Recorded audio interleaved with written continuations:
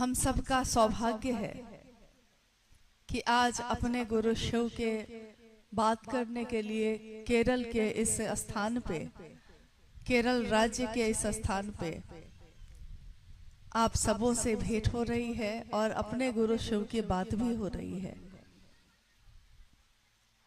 जिस राज्य में हम लोग आए हैं, इसमें कोई दूसरी जगह से आया है, कोई काम करता है, कोई अपने जीवन को चलाता है, कोई अपने परिवार के लिए आया है, कोई यहीं रहने वाला है।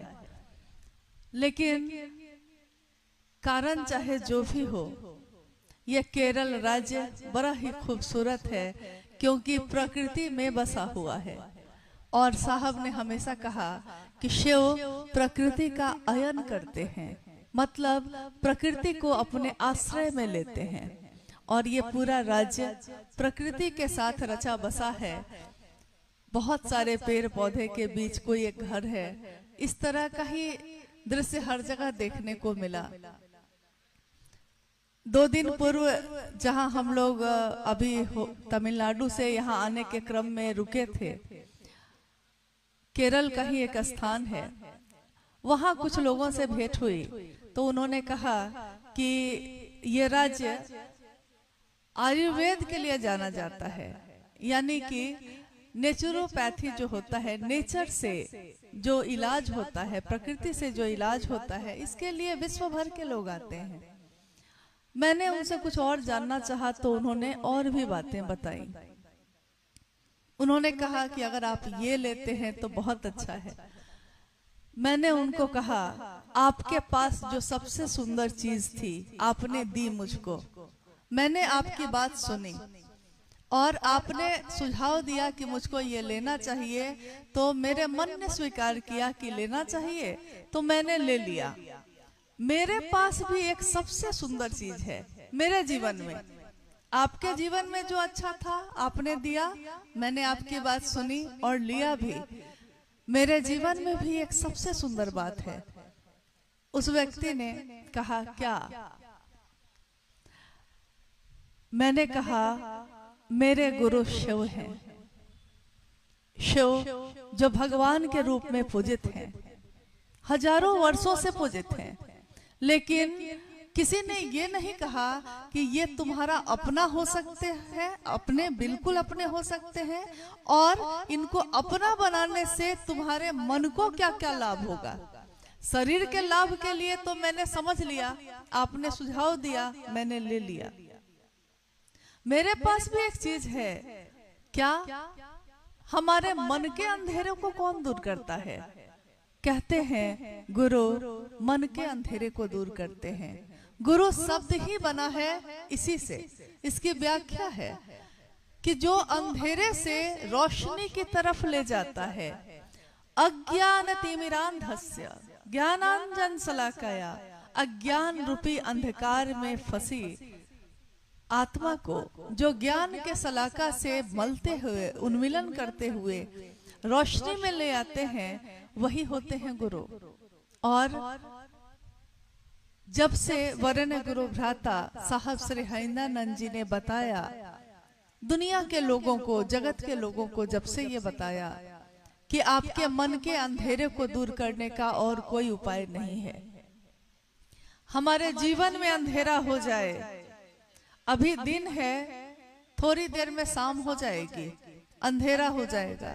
उस अंधेरे को दूर करने के लिए हम कोई ना कोई उपाय कर लेते हैं। दिया जला लेते हैं, कैंडल जला लेते हैं, लालटेन जला लेते हैं, बत्ती जला लेते हैं, रोशनी हो जाती है। लेकिन हमारे आपके मन में जो अंधेरा है, जागतिक अंधेरा तो दूर कर लिया है, मानसिक अंधेरा कैसे दूर होगा? और आज जिस काल खंड में हम आप रहते हैं, उसमें कोई शरीरधारी हमारे इस मन के अंधेरे को दूर कर सकेगा? ये संभव नहीं लगता। कुछ हद तक करता है, लेकिन उसके बाद उसकी सीमा भी खत्म हो जाती है। वो भी शिव से लेकर ही देता है। तो हम क्यों नहीं, जो सबसे ज्यादा अपने हैं, जो सबसे ज्यादा सत्य हैं, जो सबसे ज्यादा सुंदर है, हम उनको अपना गुरु बना ले।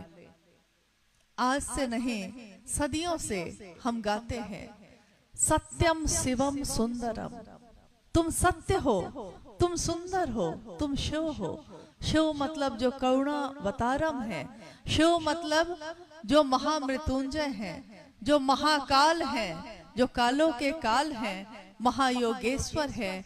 योग भी वहीं से निश्चित हुई है। शरीर के लिए हम योग का अभ्यास करते हैं, शरीर को ठीक रखने के लिए हम योग करते हैं, लेकिन हमारे मन को अगर हम ठीक कर ले तो कहते हैं एक शक्तिशाली मन अगर हो जाए तो शरीर पे उसका असर होता है।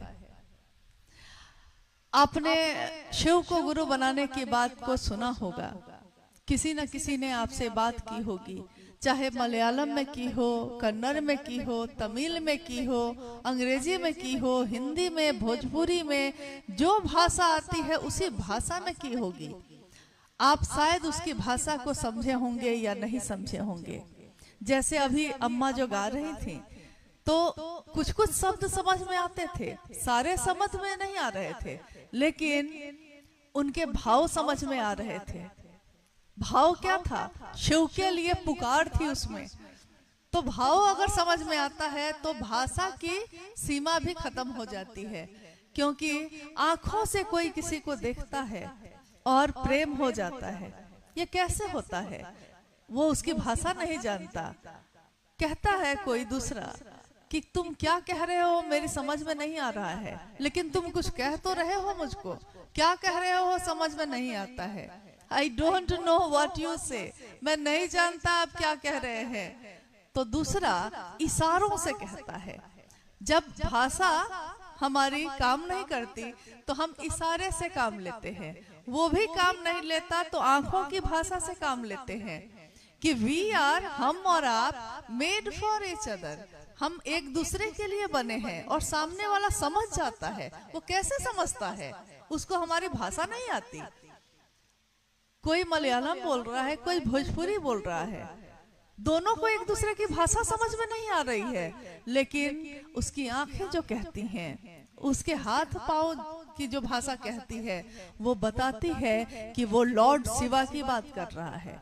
लॉर्ड शिवा, जिनका नाम लेते ही हम अपने चप्पल जूते को खोलकर हाथ जोड़कर खड़े हो जाते हैं और हमारा मन झुक जाता है उनके लिए, क्योंकि वो देवों के देव महादेव हैं। लेकिन अभी अनुभया ने सही कहा, हम संपत्ति मांग सकते हैं उनसे, ईश्वर के रूप में वो हमारे मनोकामनाओं की पूर्ति करते हैं। हम मनोकामनाओं की पूर्ति पा सकते हैं उनसे, लेकिन वो लेकर ही हम क्या करेंगे जिसको संभालने का ज्ञान ही नहीं हमको। हम संपत्ति ले सकते हैं अपने पिता की, लेकिन अगर संपत्ति को संभालने का ज्ञान नहीं हो तो वो संपत्ति मेरे किस काम की। कहते हैं माँ बाप एक दिन अपने बच्चों को खेत बांट कर दे देते हैं। खेत बांट कर दिया जा सकता है, लेकिन खेती करने ही नहीं आए। खेत है मेरे पास, कैसे किया जाता है, फार्मिंग कैसे की जाती है, अगर यही नहीं पता है तो हम उस खेत को लेकर करेंगे क्या। पैसे का मूल्य है, पैसे से बेच सकते हैं आप, लेकिन अनाज नहीं उगा सकते, पेट की भूख नहीं खत्म कर सकते आप, क्योंकि ज्ञान नहीं है। मनुष्य ही एक ऐसा है जीव जिसको ज्ञान की जरूरत होती है। पशु को ज्ञान की जरूरत नहीं होती, थोड़े स्तर तक, कुछ दूर तक जरूरत होती है, लेकिन वो जन्मजात ही पैदा होता है। उसको पता है कि उसको खुद पैदा होके खड़े होना है, उसको मालूम है उसको अपनी माँ का दूध खुद पीना है, लेकिन इंसान को नहीं मालूम।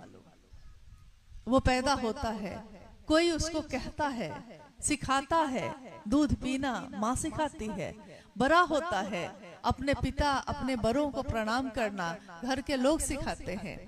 यानी हर वो बात जो बच्चा जब पैदा होता है तो हम उसको सिखाते हैं, लेकिन हम भूल जाते हैं कि सारी चीजें तो हमने जमाने की सिखा दी, लेकिन जिस दिन वो अकेला होगा एक दिन हम उसका साथ छोड़ देंगे। जिस दिन वो अकेला होगा उसके मन को सहारा कौन देगा, क्योंकि कोई रिश्ता ऐसा नहीं है जो जीवन भर हमारे साथ चलेगा। कौन सा ऐसा रिश्ता है जो उसके मन को उस समय भी संबल देगा, सहारा देगा। महादेव मेरे गुरु शिव हैं, मेरे गुरु हैं वो। और भगवान भी है, दोनों है। कोई मेरा पिता भी है और मेरा शिक्षक भी है, दोनों है। पिता के रूप में हम उससे जो चाहे ले लेते हैं, लेकिन ज्ञान लेने के लिए उसी पिता का विद्यार्थी बनना पड़ता है, शिष्य बनना पड़ता है। वही पिता जब स्कूल में जाकर मास्टर बनकर पढ़ाते हैं तो बच्चे को भी विद्यार्थी बन के बेंच पे बैठना पड़ता है, तब ज्ञान लेता है। और कहते हैं, कहावत है कि पूत कपूत तो क्या धन संचय, पूत सपूत तो क्या धन संचय। यानी पूत अगर सही है, ज्ञान है, ज्ञानी है उसके पास, तो उसको जीवन अपना जी लेगा। वो जीवन जीने के लिए उसको कुछ भी और करने की जरूरत नहीं है। वो कोई ना कोई बुद्धि लगा के, कोई ना कोई काम करके अपने जीवन को जी लेगा। जब आप ही यहाँ आए होंगे अपने गांव को छोड़ के, अपने घर को छोड़ के, आपको तो भाषा भी नहीं आती थी, आपने कैसे यहाँ जीवन जिया है, आप कैसे यहाँ के होके रह गए? इसके लिए कितनी कोशिश की होगी, कितना कुछ किया होगा, सड़कों पे भी सोए होंगे, तब कहीं जाके आज घर बना है आपका। तो देखिए, ज्ञान है तो कमा लेंगे, खा लेंगे, दुनिया में कहीं भी जाकर घर भी बसा लेंगे, लेकिन सब कुछ है, ज्ञान नहीं है तो क्या करेंगे? शिव गुरु के रूप में जीवन जीने की कला सिखाते हैं। न्यूनतम व्यवस्था में भी सुखी रहा जा सकता है, समृद्ध रहा जा सकता है। ये शिव की तस्वीरें बताती हैं। शिवलिंग की पूजा, शिव की तस्वीरों की पूजा, शिव की मूर्तियों की पूजा नई बात नहीं है, लेकिन उन तस्वीरों से हम क्या सीखते हैं? तस्वीरों में शिव बैठे हैं, उनका वाहन है बसहा, वो भी बैठा है। माँ भगवती उनकी अर्धांगिनी साथ में बैठी हैं, तस्वीर ही तो है वो, लेकिन तस्वीर से भी हम कितनी चीजें सीखते हैं। उनका शेर सवारी है, उनकी बगल में बैठा है। उन्हीं के पुत्र हैं अयप्पा, कार्तिकेय, उनका वाहन है मोर, वो भी वहां बैठा है।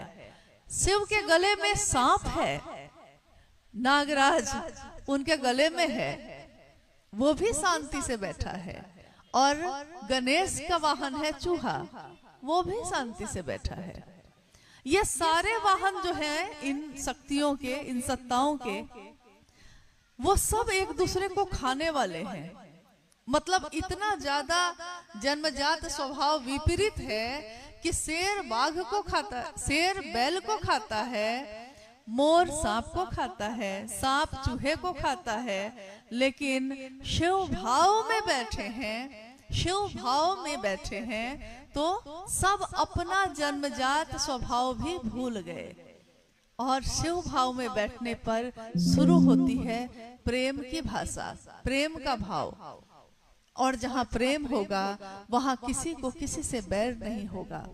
शिव शिष्यता की ये धारा जो मूल धारा है, मूल धारा मैंने इसलिए कहा क्योंकि बहुत मुख्य नदी कोई बहती है, उससे बहुत पतली पतली धाराएं भी निकलती हैं, लेकिन वो पतली धाराएं कुछ दूर पे जाके खत्म हो जाती हैं।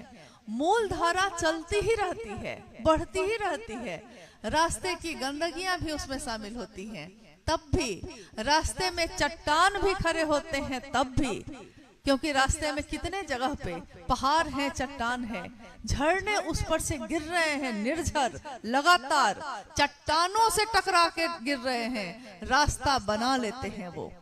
जो चलना चाहता है, जो जीना चाहता है, वो अपने जीवन को चलाने के लिए जगह बना लेता है, रास्ता बना लेता है। चलने वाले सीढ़ियों को भी नहीं चलना है, जिसको सीढ़ी को भी पहाड़ समझकर बैठा रह जाता है, और जिसको चलना होता है वो पहाड़ को भी सीढ़ियां बना लेता है। ये वाणी है साहब श्री हरिनानंद जी की। उन्होंने कहा कि मेरे जीवन में कितनी बाधाएं आई, मैंने जब शिव को गुरु बनाया कोई मेरा साथ देने वाला नहीं था, लेकिन मैं अवरोधों को ही आरोहण बनाता रहा।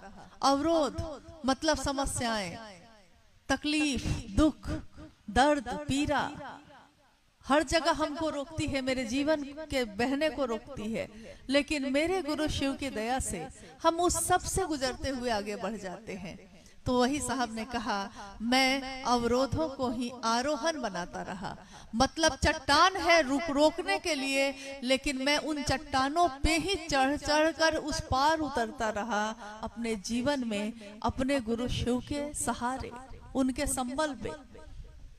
यही बात उन्होंने कही कि जब सबसे सुंदर गुरु हमारे पास उपलब्ध है, क्यों नहीं दुनिया के लोग उसको अपना गुरु बनाते हैं। गुरु, सदगुरु, जगत गुरु, तीन श्रेणियां हैं, लेकिन जिस दिन संसार में गुरु शब्द के साथ तीन श्रेणियां लगी हैं। गुरु तीनों में लगा है, गुरु में भी गुरु है, सदगुरु के साथ भी गुरु लगा है, जगत गुरु के साथ भी गुरु लगा है, लेकिन श्रेणियां बदल जाती हैं। गुरु साधना से, कर्म से, स्पर्श से, अपनी वाणी से हमको आपको अपने पास बैठाकर, शरीरधारी कोई है तो कुछ दूर तक ले जाता है, कुछ दूर तक। ये कर्म करोगे, शिवलिंग पे जल चढ़ाओगे, इस मंत्र का जप करोगे, ब्रह्मचर्य व्रत रखोगे, तो ये चीजें हो जाएंगी। ऐसी बहुत सारी चीजें गुरु करवाते हैं अपने शिष्यों से, और एक दूरी तक वो भी लेकर जाते हैं।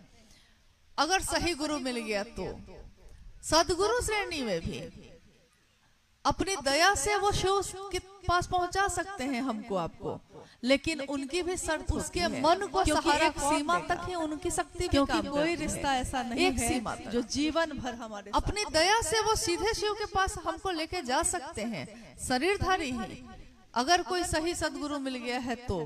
लेकिन विशेष शर्तों के अधीन आए हुए। शर्त क्या होती है? जैसे मांसाहार छोड़ के आना होगा, प्याज लहसुन छोड़ के आना होगा, ब्रह्मचारी बन के आना होगा, मंत्र का जप करना होगा, इतने करोड़ मंत्रों का जप करना होगा, आदि आदि इत्यादि कितनी चीजें।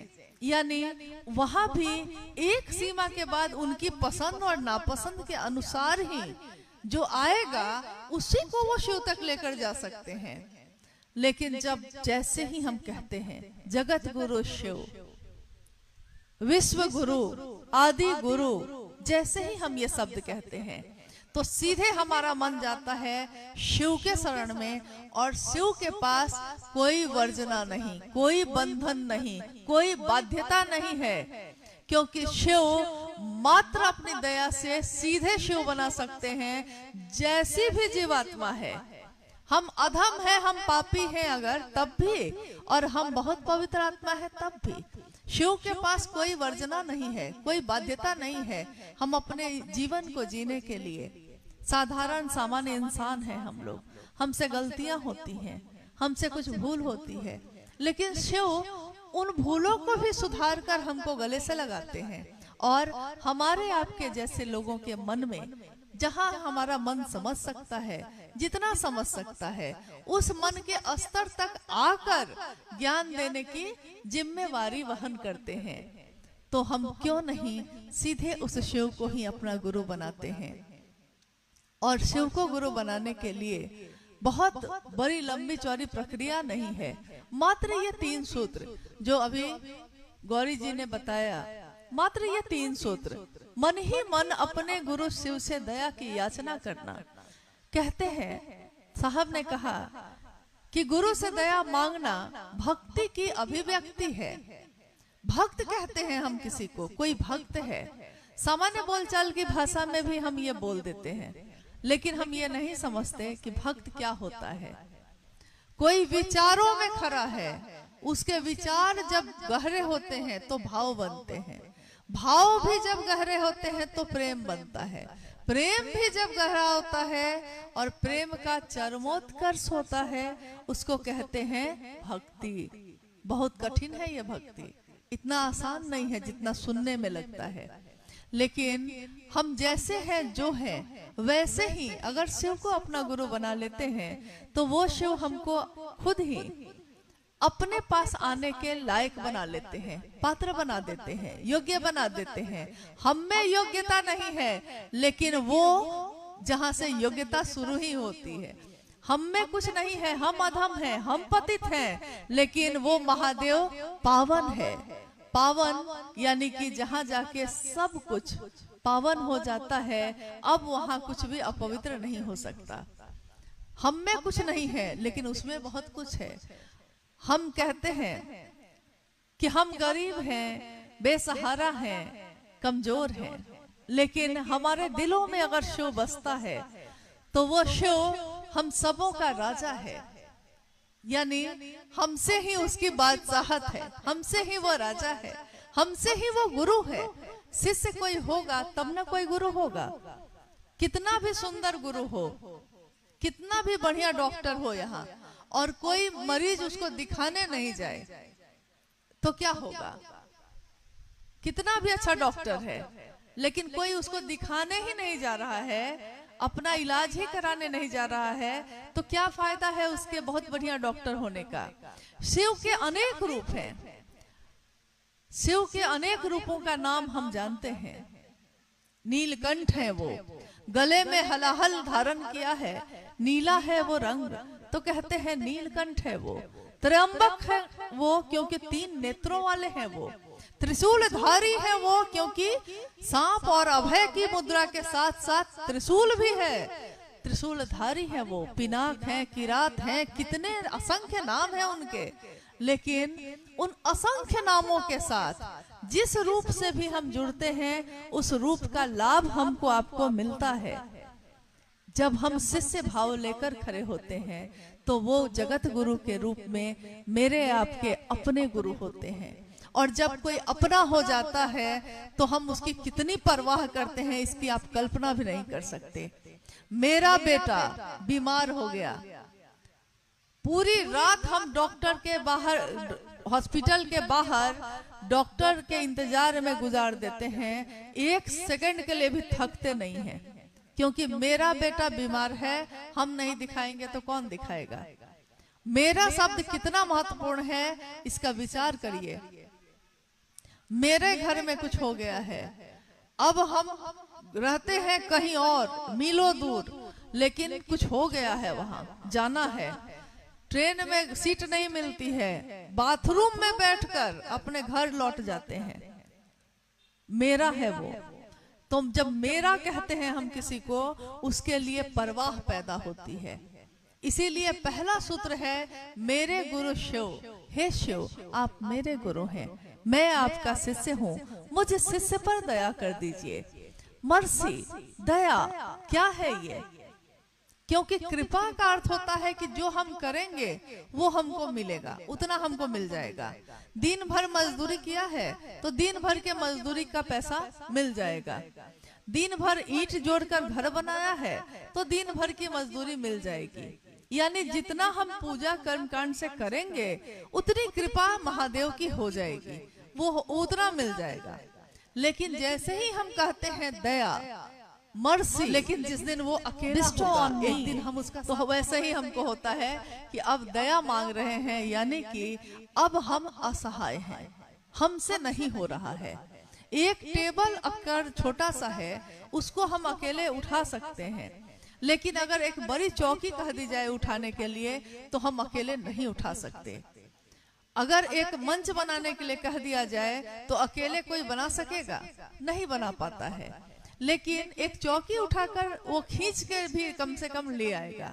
यानी काम जैसे बड़ा होता जाता है, हमारे पास हमारा सामर्थ्य एक सीमा के बाद जाकर खत्म हो जाता है। तो उस सामर्थ्य के बाद हमको मदद की जरूरत होती है, तभी हम किसी से मदद मांगते हैं। और जब हमारा मन मदद की स्थिति में जाता है तब हम कहते हैं कि समर्पित हुए हैं, तब हमारा मन झुकता है। नहीं तो हम इंसान हैं, हमारा मन झुकता ही नहीं है, कहीं भी नहीं झुकता। इतना जोर से अहंकार खड़ा होता है कि अगर कोई अच्छी से अच्छी बात भी कहने आता है तो हम सोचते हैं कि मेरे पास खुद बुद्धि है, मेरे पास खुद ज्ञान है, हम खुद कर लेंगे, आपके कहने से हम क्यों करें। आपको आश्चर्य होगा कि कितने जगह पे आप जाते हैं या हम जाते हैं या और लोग जाते हैं, कहते हैं शिव को अपना गुरु बना लो। सामने वाला कहता है हम जानते हैं, आपके कहने से क्यों बनाएंगे, हम पूजा करते हैं, हम शिव को जानते हैं, आपके कहने से दिक्कत ये नहीं है कि शिव में कोई दिक्कत है उसको जुड़ने में, दिक्कत ये हो जाती है कि मेरे कहने से क्यों करेगा। ये सबसे बड़ी समस्या है। जैसे ही हमारे मन से ये भाव हटता है, हम समर्पित होते हैं, झुकते हैं। बहुत बड़ा एक सेठ एक जगह पे रहते थे, किसी चीज में नहीं झुकते थे, कभी नहीं। बच्चा उनका बीमार हो गया, डॉक्टर पे डॉक्टर, वैद्य पे वैद्य आया, ठीक नहीं हो पाया। और जिस दिन डॉक्टर ने कह दिया, तब तक वो पैसा लगाते रहे, अपनी सुविधा, अपनी संपत्ति सब लगाते रहे और सोचते रहे कि ठीक हो जाएगा। कैसे नहीं ठीक होगा, मेरे पास इतना पैसा है, कैसे नहीं ठीक होगा। लेकिन एक दिन ऐसा आया कि डॉक्टर ने कहा कि अब मेरे हाथ में भी कुछ नहीं है। और जैसे ही उसने ये कहा, वो सेठ जी भूल गए कि उनके पास कितनी संपत्ति है, कि उनके पास कितने लोग हैं। वो नंगे पांव दौड़ते हुए शिवलिंग के पास जाकर अपने सिर को पटकने लगे और उन्होंने कहा कि दया करिए महादेव, दया करिए। ये वो पल होता है जब हमारा मन सचमुच में झुकता है, नहीं तो हमारा मन झुकता ही नहीं। लेकिन अगर झुक जाए ये मन, कहा गया है ना कि जो सुख में भी सुमिरन करता हो अगर, तो दुख में काहे के लिए होगा। दुख में सुमिरन सब करे, सुख में करे न कोई। सुख में जो सुमिरन करे तो दुख काहे को होए। महादेव जब मेरे आपके गुरु होते हैं, हम दया की याचना करते हैं, बार बार मेरे मन में ये बात दोहराई जाती है, तो एक दिन मेरा मन झुकता है। इसका विज्ञान है, इसका परिणाम है, यही होता है। हमको लगता है कि नहीं होगा, आप करके तो देखिए, आप मन ही मन दया मांग कर तो देखिए, और एक दिन हमारा मन ऐसे झुकता है कि महादेव के लिए झुकने वाला सबके आगे झुकता है, कहीं अकड़ के नहीं खड़ा होता, क्योंकि उसका मन मुलायम होता है। वो झुकता है अपने शिव के लिए, वो चाहता है मेरे गुरु शिव की स्थापना उसके दिल में भी हो जाए। इसके लिए तो पहला सूत्र हमें भक्ति की अभिव्यक्ति सिखाता है, यानी दया की याचना। दूसरा सूत्र जिसमें हम भी शिव की बात करते हैं, आप भी अपने गुरु की बात करते हैं, पर चर्चा, परिचर्चा, यानी कोई एक बोलता है दूसरा सुनता है, फिर दूसरा बोलता है पहला सुनता है। तो हम सब जो एक दूसरे की बात सुन रहे हैं और बोल रहे हैं, तो हमारा मन भी बार बार कहता है कि शिव मेरे गुरु हैं, और जो सुन रहे हैं उनका मन भी कहता है कि शिव मेरे गुरु हैं। स्टेशन हमको देखा हुआ नहीं है यहाँ का। मैंने किसी से कहा कि स्टेशन पहुंचा दीजिएगा हमको, वो कहता है कि हाँ चलिए पहुंचा देते हैं, और स्टेशन पहुंचाने हमको चला जाता है। बताइए कि हमको स्टेशन पहुंचाने में वो खुद भी पहुंचता है कि नहीं पहुंचता है। शिव की बात करने वाले के साथ भी ऐसा ही होता है, वो बात तो खुद शुरू करता है, लेकिन दूसरे का मन शिव तक पहुंचाने में उसका मन भी शिव तक पहुंच जाता है। बस इतना ही होता है, और हमको पता भी नहीं चलता कि मन कब पहुंच गया। तीसरे सूत्र में हम शिव को नमन करते हैं। महादेव को हमारे नमन की जरूरत नहीं, महादेव को हमारे नमस्कार और प्रणाम की जरूरत नहीं है, लेकिन हमको आपको जरूरत है कि हम अपने गुरु को प्रणाम भी ना करें। जो अपने गुरु को प्रणाम भी नहीं कर सकता, वो शिव का काम क्या करेगा, वो शिव की बात क्या करेगा। और सबसे जरूरी बात है, ये तीनों सूत्र हम कर भी ले, बाहर बाहर ही अगर करते रह गए तो होगा यही कि आपने देखा होगा कि कभी कभी कैसेट बजाते हैं हम, लेकिन अब तो कैसेट का जमाना भी नहीं है, पेन ड्राइव बजाते हैं, चिप लगाते हैं, बजाते हैं हम गाना। कोई दर्द भरा गाना है, मशीन में बज रहा है, दर्द भरा गाना है, उस गाने को सुन के मेरी आंखों में आंसू आ जाते हैं, आपकी आंखों में आंसू आ जाते हैं। सोचते हैं, मन भर जाता है सुन के। बात का प्रभाव है, संगीत का प्रभाव है, शब्द का प्रभाव है, मन भर जाता है, आंखों से आंसू बहने लगते हैं, और हम कहते हैं कितना दर्द भरा गीत है ये। लेकिन क्या उस मशीन के आंखों में भी आंसू आता है क्या? क्योंकि वो मशीन है, बज रहा है, बस बज रहा है, तो उसकी आंखों में कोई आंसू नहीं है, मन में कोई भाव पैदा ही नहीं हुआ, तो आंखों में आंसू आएंगे क्यों? देखिए, ये तीनों सूत्र हम कर भी ले, शिव को गुरु बना भी ले, लेकिन ये मन तक पहुंचेगा ही नहीं अगर, तो यही होगा कि बाहर बाहर ही सब चलता रह जाएगा, तो भाव पैदा होगा ही नहीं। इसके लिए जरूरी है कि हम शिव से दया, पहला सूत्र जो है जरूर करें, शिव से दया मांगे और ये सोचकर मांगे कि हमको आए या ना आए, लेकिन महादेव हम पे दया कर देना। भाव ही शामिल ना हो तो रिश्ते भी खत्म हो जाते हैं। बहुत सुंदर रिश्ता है मेरा आपका, लेकिन भाव सो गए, अब आप कहाँ और हम कहाँ। यही बात बार बार साहब ने अपनी चर्चाओं में कही, अपनी बात में कही कि ट्रेन वाली दोस्ती मत रखना। अभी हम लोग इस यात्रा में आए हैं तो हम लोग खूब मिल रहे हैं, कुछ गुरु भाई गुरुबान खूब हम लोग के साथ चल रहे हैं, हम लोग लौटेंगे और वो भी अपने घर को लौट जाएंगे शायद।